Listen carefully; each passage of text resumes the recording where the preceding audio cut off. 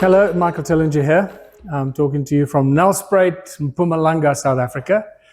In the past few days, I've been making a lot of noise about the very special Torus stone, the unique Torus stone that cured my friend Martin of cancer. And I promise I'm going to do an interview with Martin so he can tell us his own story so everybody can hear it from the horse's mouth, the healthy horse's mouth. Yeah.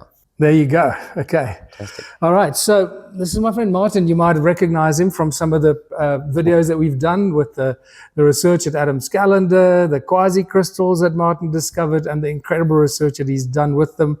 In fact, just before we started rolling here, he was showing me some of the latest research he's done with the quasi-crystals. In fact, there's a little gadget that he made sitting right here with a quasi-crystal in the center. Yeah. But we will show you more of that in a separate video because of the results and the experiments that Martin has done with that are just spectacular. Do you want to say something just for a minute about that, just to get people excited? Well, it's extremely rare, and none of them have been found that are this size, obviously. So I'm very lucky and fortunate to have been able to stumble upon them. And nothing happens by chance. Everything was like, I think, destiny. To discover this and to be able to do the experiments that I have. So for that, I'm quite grateful.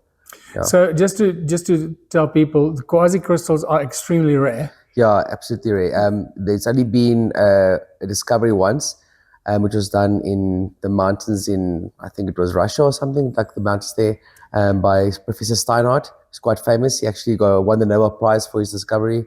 But the ones that he discovered were microscopic ones compared to the ones we found here in Mpumalanga, obviously. And that's the main thing. That's the main thing, yes. The quasi-crystals that you found are literally 100.